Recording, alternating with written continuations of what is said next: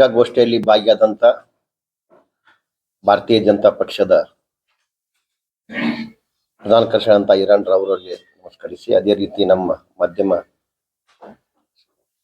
ವಿಜು ಜೋಶಿ ಅವರು ನಮಸ್ಕರಿಸಿ, ಅದೇ ರೀತಿ ಈ ಮಾಧ್ಯಮ ಮಿತ್ರರಿಗೆ ನಮಸ್ಕರಿಸಿ, ಇವತ್ತು ಪತ್ರಿಕಾಗೋಷ್ಠಿಯನ್ನು ಕರೆದ ಉದ್ದೇಶ ಕಳೆದ 9ನೇ ತಾರೀಕಿನ ದಿನ ಬಿಜಾಪುರದಲ್ಲಿ ವೀರರಾಣಿ ಚೆನ್ನಮ್ಮನ ಮೂರ್ತಿ ಅನಾವರಣ ಒಂದು ಕಾರ್ಯಕ್ರಮ ನಡೆಯಿತು. ಆ ಕಾರ್ಯಕ್ರಮ ಜಾತ್ಯತೀತವಾಗಿ ಪಕ್ಷಾತೀತವಾಗಿ ಬಹಳ ವ್ಯವಸ್ಥಿತವಾಗಿ ನಡೀತಿ. ನಾನು ಕೂಡ ಸಂತೋಷವನ್ನು ಪಡ್ತಾ ಇದ್ದೀವಿ, ಭಾರತೀಯ ಜನತಾ ಪಕ್ಷ ಕೂಡ. ಯಾಕಂದ್ರೆ ಭಾರತೀಯ ಜನತಾ ಪಕ್ಷದ ಬಹಳಷ್ಟು ಹಿರಿಯರು ಕೂಡ ಆ ಕಾರ್ಯಕ್ರಮದಲ್ಲಿ ಭಾಗಿಯಾಗಿದ್ರು. ಆ ಮೂರ್ತಿಯನ್ನ ಕೊಡ್ಲಿಕ್ಕೂ ಕೂಡ ಸಾಕಷ್ಟು ಅಲ್ಲಿ ಭಾರತೀಯ ಜನತಾ ಪಕ್ಷದ ಕೊಡುಗೆ ಕೂಡ ಇತ್ತು. ಒಟ್ಟಾಗಿ ಅದು ಕಾರ್ಯಕ್ರಮ ಯಶಸ್ವಿಯಾಗಿದೆ, ಬಹಳ ಸಂತೋಷ ವಿಷಯ. ಅದ್ರ ಜೊತೆಗೆ ನಮ್ಮ ರಾಜ್ಯದ ಮುಖ್ಯಮಂತ್ರಿಗಳು ಸನ್ಮಾನ್ಯ ಶ್ರೀ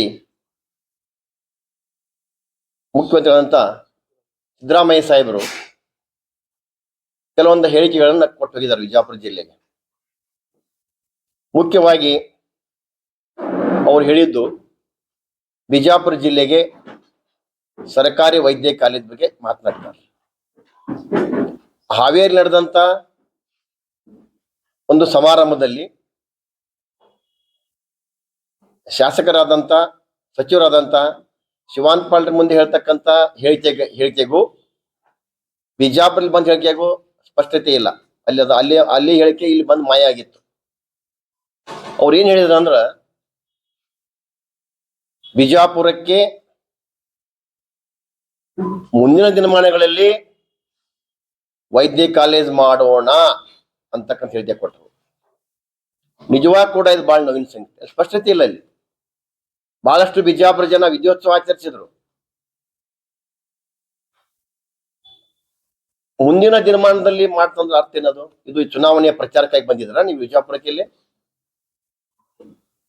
ಆ ಹೋರಾಟದಲ್ಲಿ ವೈದ್ಯ ಕಾಲೇಜ್, ಸರ್ಕಾರಿ ವೈದ್ಯ ಕಾಲೇಜ್ ಬೇಕಂತ ಬಿಜಾಪುರ ಹಿತೈಷಿಗಳ ಹೋರಾಟಗಾರರು ಯಾವ ರೀತಿ ಹೋರಾಟ ಮಾಡ್ತಾರಂದ್ರೆ, ಪ್ರತಿ ಹಂತದಲ್ಲಿ ಕೂಡ ಬಿಜಾಪುರ ಜಿಲ್ಲೆಯ ರೈತರಿಗಿರ್ಬೋದು, ಕಾರ್ಮಿಕರಿಗಿರ್ಬೋದು, ಜನಸಾಮಾನ್ಯರಿಗಿರ್ಬೋದು, ಯಾರಿಗಾದ್ರೂ ಅನ್ಯಾಯ ಆದಾಗ ಹೋರಾಟ ಮಾಡಿ ಯಶಸ್ವಿಯಾದಂತ ಹೋರಾಟಗಾರರು. ಅವರಲ್ಲಿ ವೈಯಕ್ತಿಕ ಬೇಡಿಕೆ ಏನೂ ಇರೋದಿಲ್ಲ. ಅವರು ವಕಫ್ ಹೋರಾಟದಲ್ಲಿ ಕೂಡ ಆ ರೈತರ ಪಾಣಿಲಿದ್ದಂತ ವಕಫ್ ಅನ್ನು ತೆಗಿಬೇಕಾದ್ರ DC ಆಫೀಸ್ ಮುಂದೆನೆ ಟೆಂಟ್ ಹೊಡೆದಿದ್ರು. ಅವರು ರಾತ್ರಿ 12:30 1 ಗಂಟೆಗೆ ADC ಅವ್ರು ಬಂದು DC ಆಫೀಸ್ ತೆಗೆದು ಆ ಪಾಣಿಯಲ್ಲಿ ವಕಫ್ ತೆಗೆದು ತೋರಿಸಿದಾಗ ಹೋರಾಟ ಬಿಟ್ಟಂತ ಹೋರಾಟಗಾರರು ಅವ್ರು ಗುಂಡಾಗಳಲ್ಲ. ಇವತ್ತು ಮಾನ್ಯ ಮುಖ್ಯಮಂತ್ರಿಗಳು ವಿಜಯಪುರಕ್ಕೆ ಬರ್ತೀರಂದ್ರ ಅದು ವಿಶೇಷವಾಗಿ ವೀರರಾಣಿ ಕಿತ್ತೂರ ಚೆನ್ನಮ್ಮನ ಮೂರ್ತಿ ಅನಾವರಣಕ್ಕೆ ಬರ್ತೀರಂದ್ರ ಆ ತಾಯಿ, ಆ ದೇವತೆ ತನ್ನ ಹೋರಾಟದ ಮೂಲಕ ಬ್ರಿಟಿಷರಿಗೆ ಸಿಂಹ ಸ್ವಪ್ನ ಆಗಿದ್ಲು. ಹೋರಾಟಕ್ಕೆ ನ್ಯಾಯ ಕೊಟ್ಟವರು ಅವರು. ಆ ಸಂದರ್ಭದಲ್ಲಿ ನೀವು ಮುಖ್ಯಮಂತ್ರಿ ಬಂದವರು ಆ ಹೋರಾಟಗಾರ ಬಗ್ಗೆ ಒಳ್ಳೆಯ ಮಾತನಾಡಿದ್ರಂದ್ರ, ಅವರಿಗೆ ನ್ಯಾಯ ಕೊಟ್ಟಿದ್ರಂದ್ರ ನಿಮ್ಗೊಂದು ಹೆಸರು ಬರ್ತಿತ್ತು. ಇಲ್ಲಿಬ್ಬರು ಸಚಿವರು ಇದ್ದೀರಿ, 5 ಮಂದಿ ಕಾಂಗ್ರೆಸ್ ಶಾಸಕರಿಗೆ ಏನ್ ಮಾಡಾಕತ್ತೀರಿ ನೀವು? ಬಿಜಾಪುರ ಜಿಲ್ಲೆಯ ಜನರ ಮತವನ್ನ ಪಡೆದು ನೀವು ಆರಿಸಿ ಬಂದಿಲ್ಲ, MLA ಆಗಿಲ್ಲ, ಮಂತ್ರಿ ಆಗಿಲ್ಲ ಅಂದ್ರೆ ಬಿಜಾಪುರ ಜನತೆಯ ಬಗ್ಗೆ ನಿಮಗೆ ಕಳಕಳಿ ಇಲ್ಲನು? ಇವತ್ತು ಬಹಳ ನೋವಿನ ಸಂಗತಿ ಅದ. ಆ ಹೋರಾಟಗಾರರ ಬಗ್ಗೆ ಕಿಂಚಿತ್ತು ಅವರಿಗೆ ಗೌರವ ಇಲ್ಲ. ಅವರ ಬಗ್ಗೆ ಆದಂತ ಅನ್ಯಾಯದ ಬಗ್ಗೆ ಅವರು ಚರ್ಚೆ ಮಾಡ್ತಾ ಇಲ್ಲ. ನಾನು ಕೂಡ ಮೊದಲ ಪ್ರಶ್ನೆ ಹೇಳಿದ್ದೆ ನಮ್ಮ ಬಿಜಾಪುರ ಉಸ್ತುವಾರಿ ಮಂತ್ರಿಗಳಿಗೆ, MB ಪಾಟೀಲ್ ಸಾಹೇಬ್ರು ಹೇಳಿದ್ದೆ ನಾನು, ನೀವು 9ನೇ ತಾರೀಕಿಗೆ ಮುಖ್ಯಮಂತ್ರಿ ಬರುವಂತ ಸಂದರ್ಭದಲ್ಲಿ ಅವರಿಗೆ ನೀವು ಆ ಟೆಂಟ್ಗೆ ಬಂದು ಅವ್ರಿಗೆ ನ್ಯಾಯ ಕೊಡಬೇಕು ಅಂತ ಹೇಳಿದಾಗ ಅದನ್ನ ರಾತಾರಾತ್ರಿ ಹೆಡ್ ಕಿತ್ತು ಹೋಗಿದ್ರಿ. ಹೋರಾಟಗಾರರಿಗೆ ಹತ್ತಿಕ್ತ ಕೆಲಸ ಮಾಡಿಸಿದ್ರಿ. ಇವತ್ತು ನಾವು ಕೂಡ ಭಾರತೀಯ ಜನತಾ ಪಕ್ಷ ಇದು ರಾಜಕೀಯ ಆಗ್ಬಾರ್ದು, ಬಹಳ ದೂರ ಇದ್ದು ನಾವು. ಆದ್ರೆ ಇವತ್ತು ಹೋರಾಟಗಾರರ ಬಗ್ಗೆ ನಮಗೆ ಬಹಳ ನೋವಿದೆ. ನನಗೆ ಅಷ್ಟು ನಮ್ಮ ಭಾರತೀಯ ಜನತಾ ಪಕ್ಷ ಅಷ್ಟೇ ಅಲ್ಲ, ಇಡೀ ಬಿಜಾಪುರ ಜಿಲ್ಲೆಯ ಜನಸಾಮಾನ್ಯ ಜನ ಸ್ತೋಮಕ್ಕೆ ಒಳಗೆ ಜನ ಮರಗ್ತಾ ಇದ್ದಾರೆ ನಿಮ್ಮ ಹೆಸರಿನ ಮೇಲೆ, ಕಾಂಗ್ರೆಸ್ ಸರ್ಕಾರ ಹೆಸರಿನ ಮೇಲೆ. ಅವರಿಗೆ ಬಿಡುಗಡೆ ಮಾಡ್ತಕ್ಕಂತ ಅವ್ರ ಬಗ್ಗೆ ಒಳ್ಳೆ ಮಾತುಗಳಾಡ್ತಕ್ಕಂತ ಒಂದು ಮಾತು ಕೂಡ ಕಾಂಗ್ರೆಸ್ ಸರ್ಕಾರದಲ್ಲಿ ಬರ್ತಾ ಇಲ್ಲ. ಆದ್ದರಿಂದ ನಾವಿವತ್ತು ಸ್ಪಷ್ಟ ನಿಲುವು ಭಾರತೀಯ ಜನತಾ ಪಕ್ಷ ಆ ಹೋರಾಟಗಾರರ ಪರ, ಮೊದಲು ಹೋರಾಟಗಾರರ ಪರ ನ್ಯಾಯ ಕೊಡ್ಬೇಕಾಗಿತ್ತು ನಮಗೆ. ಮೆಡಿಕಲ್ ಕಾಲೇಜ್ 2ನೇ ಭಾಗ ತಗೊಂಡಿರೋದು ನಾವೀಗ. ನೀವಂತರೂ ಕೊಟ್ಟಂತ ಹೇಳಿಕೆ ಹೆಂಗದ ಅಂದ್ರ ಆ ಗೋಡೆ ಮೇಲೆ ದೀಪ ಇಟ್ಟಂಗೆ ಹೇಳಿಕೆ ಕೊಡ್ತೀರಿ, ಮಾತಾಡ್ತೀರಿ. ಇವತ್ತು ಹೋರಾಟಗಾರರಿಗೆ ಸರಿಯಾಗಿ ನ್ಯಾಯ ಕೊಡದೇ ಹೋದ್ರೆ ಅವರಿಗೆ ಅವರ ಹೋರಾಟ ಹತ್ತಿಕ್ಕೆ ತಕ್ಕ ಪ್ರಯತ್ನ ಇದೇ ರೀತಿ ಮುಂದುವರಿಸಿದ್ರೆ ಇವತ್ತು ನಾವು ನಮ್ಮ ಭಾರತೀಯ ಜನತಾ ಪಕ್ಷ ಬೂತ್ ಮಟ್ಟದಿಂದ ಪ್ರತಿ ಮತಕ್ಷೇತ್ರದಲ್ಲಿ ಬೂತ್ ಮಟ್ಟದ ಹೋರಾಟಗಾರ, ನಮ್ಮ ಬೂತ್ ಮಟ್ಟದ ಭಾರತೀಯ ಜನತಾ ಪಕ್ಷದ ಕಾರ್ಯಕರ್ತರಿಂದ ನಾವು ಹೋರಾಟ ಹಮ್ಮಿಕೊಳ್ತಕ್ಕಂತ ಒಂದು ಎಚ್ಚರಿಕೆಯನ್ನು ಕೂಡ ಈ ಸರ್ಕಾರಕ್ಕೆ ಮತ್ತು ಸಚಿವರಿಗೆ ಮತ್ತು ಕಾಂಗ್ರೆಸ್ ಶಾಸಕರಿಗೆ ಕೊಡಕ್ಕೆ ಇಚ್ಛೆ ಪಡ್ತೀನಿ. ಇವತ್ತು ಕಾನೂನಾತ್ಮಕವಾಗಿ ಇವತ್ತು ಅವರಿಗೆ ಪಕ್ಷಾತೀತವಾಗಿ ಇವತ್ತು ವಿಜಯಪುರ ಜಿಲ್ಲೆಯ ಬಹಳಷ್ಟು ಸಂಘಟನೆಗಳು ಅವರಿಗೆ ಸಹಾಯ ಮಾಡಿದ್ದು. ಇವತ್ತು ಬಾರ್ ಅಸೋಸಿಯೇಷನ್ ಕೂಡ ಸಹಾಯ ಮಾಡಿತ್ತು. ಇವತ್ತು ಬಾರ್ ಅಸೋಸಿಯೇಷನ್ ಅಧ್ಯಕ್ಷರು ಡಿಜಿ ಬಿರಾದ್ ವಕೀಲರು ಕೂಡ ಅವರು ಭಾರತೀಯ ಜನತಾ ಪಕ್ಷದ ರೈತ ಮೋರ್ಚಾದ ಒಬ್ಬರ ಕಾರ್ಯದರ್ಶಿ ಆಗಿದ್ದರಿಂದ ಕಾನೂನಾತ್ಮಕವಾಗಿ ಹೋರಾಟ ಮಾಡಬೇಕು ಅಂತಕ್ಕಂಥ ಅವರಿಗೆ ಕೂಡ ನಾವು ಮನವಿ ಮಾಡಿದೀವಿ.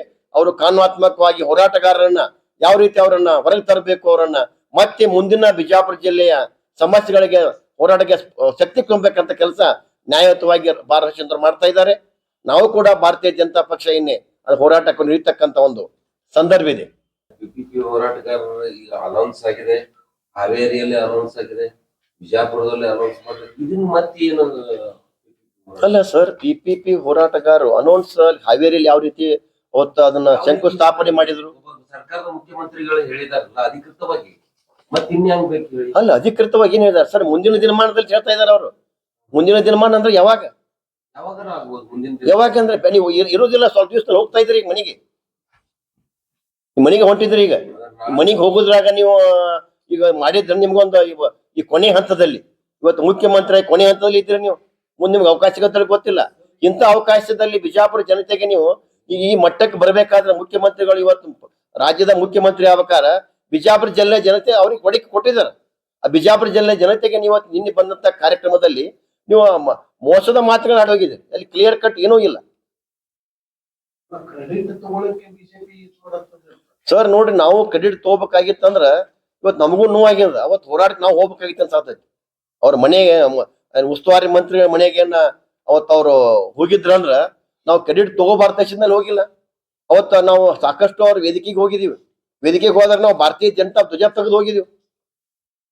ಅವತ್ತು ರಾತ್ರಿ ಟೆಂಟ್ ಕೇಳ್ತಕ್ಕಂಥದ್ದು ಏನೋ ಅವಶ್ಯಕತೆ ಇತ್ತು ಅವರಿಗೆ? ಅವ್ರೇನು ಗುಂಡಾಗಳ? ಅವ್ರು ಮಾಡಿದ ಸಾಧನೆಗಳನ್ನ ಮತ್ ಅವ್ರು ಹೇಳ್ತಕ್ಕಂಥದ್ದು ಇಲ್ಲ, ಅವ್ರು ಶಿವಾಂತ್ ಪಾಲ್ರಿ ಕುಣಿಸಿದಾರ ಕೆಲವೊಬ್ರು ಹೇಳ್ತಾರ. ಇದೆಲ್ಲ ಹೇಳಿಕೆಗಳ ಇವು ಉತ್ತರ ಇವು? ಅವ್ರು ಯಾರು ಶಿವಾಂತ್ ಪಾಲ್ರಿಗೆ ಸಂಬಂಧ ಇಲ್ಲ, ಯಾರು ಭಾರತೀಯ ಜನತಾ ಪಕ್ಷ ಸಂಬಂಧ ಇಲ್ಲ, ಆ ಕಾಂಗ್ರೆಸ್ ಪಕ್ಷಕ್ಕೆ ಸಂಬಂಧ ಇಲ್ಲ. ಅವ್ರು ನಿರಂತರ ಹೋರಾಟಗಾರರು. ಅವ್ರು ಬಿಜಾಪುರ ಜಿಲ್ಲೆಗೆ ಆ ಟೀಮ್ ಅದು ಬಹಳ ಒಳ್ಳೆ ಟೀಮ್ ಅದ. ನಾನು ಬಹಳಷ್ಟು ಅವರನ್ನ ಆ ಗೌರವದಿಂದ ಕಾಣ್ತೀನಿ ಅವ್ರು. ಯಾಕಂದ್ರ ಪ್ರತಿ ಹಂತದಲ್ಲಿಯೂ ಕೂಡ ನ್ಯಾಯ ಕೊಡ್ತಕ್ಕಂಥ ಪ್ರಾಮಾಣಿಕ ಪ್ರಯತ್ನ ಜಿಲ್ಲೆಗೆ ಮಾಡ್ತಾ ಇದಾರೆ ಅವ್ರು. ಈಗ ಅವ್ರ ಮೇಲೆ 109 ಹಾಕಿ ಒಳಗಡೆ ಇದು ಮಾಡಿದ್ರೆ ಅದು ಕಾನೂನಾತ್ಮಕವಾಗಿ ಇರ್ತಕ್ಕಂಥ ಪ್ರಕ್ರಿಯೆ. ಅದಕ್ಕೆ ಟೈಮ್ ಇರ್ತದೆ, ಅದಕ್ಕೆ ನ್ಯಾಯಾಲಯ ಜಾಮೀನು ಕೊಡ್ಬೇಕಾಗತ್ತೆ. ಅದ್ ಕೇಸ್ ಹಿಂದೆ ತಕೋಬೇಕು ಹೆಂಗೆ? ಸರ್ ನೋಡ್ರಿ, ಕಾನೂನಾತ್ಮಕವಾಗಿ ನಾ ಆಗಲೇ ಹೇಳಿದಾಗೆ ನಮ್ಮ ಬಾರ್ ಅಸೋಸಿಯೇಷನ್ ಅಧ್ಯಕ್ಷರಾದಂತ ಡಿಜಿ ಬಿರಾದ್ ವಕೀಲರು ಅದೇ ಆದ ದೊಡ್ಡ ಟೀಮ್ ಇದೆ. ಅದು ವಕೀಲರು ಅವ್ರಿಗೆ ಕೂಡ ನೋವಾಗಿದೆ. ಇದು ಬಾರ್ ಅಸೋಸಿಯೇಷನ್ ಕೂಡ ಇವತ್ತು ಈ ಮಾಡಿದಂತ ಕೃತ್ಯ ಬಹಳ ನೋವನ್ನು ತಂದಿದೆ ಅದು. ಯಾಕಂದ್ರೆ ಹಾಕಿದಂತ ಕಲಮ್ ನೋಡಿದಾಗ ಆ ಕಲಮ್ ಅವಕ್ಕೆ ಸಂಬಂಧ ಇಲ್ಲ. ನೀವು ಎಲ್ಲಿ ಎಂತ ಗುಂಡಾಗಳಿಗೆ ನೀವು ಪ್ರಚೋದನೆ ಕೊಡ್ತೀರಿ, ಆದ್ರೆ ಈ ಹೋರಾಟಗಾರರಿಗೆ ನ್ಯಾಯ ಕೊಡ್ತಕ್ಕಂತ ಆ ದೇವರುಗಳ ಬಿಜಾಪುರ ದೇವರುಗಳು ಅವರು. ಆ ದೇವರುಗಳಿಗೆ ಕೊಡ್ತಕ್ಕಂಥ ಶಿಕ್ಷೆ ಏನ್ರಿ ಇದು ನೀವು ಮಾಡ್ತಕ್ಕಂಥದ್ದು? ನಾವು ಉಸ್ತುವಾರಿ ಮಂತ್ರಿಗಳಿಗೆ ಇನ್ನೂ ಕೂಡ ಮನವಿ ಮಾಡ್ತಾ ಇದ್ದೀನಿ, ನೀವು ಈ ವರ್ತನೆಯಿಂದ ಹೊರಗೆ ಬರ್ರಿ, ಬಿಜಾಪುರ ಜಿಲ್ಲೆ ಜನತೆಗೆ ನ್ಯಾಯ ಕೊಡ್ತಕ್ಕಂಥ ಕೆಲಸ ಮಾಡ್ರಿ ಅಂತಕ್ಕಂಥ ಭಾರತೀಯ ಜನತಾ ಪಕ್ಷದ ಜಿಲ್ಲಾಧ್ಯಕ್ಷ ನಾಯಕ ಕೂಡ ಅವ್ರನ್ನ ಮನವಿ ಮಾಡ್ತಾ ಇದ್ದೀನಿ.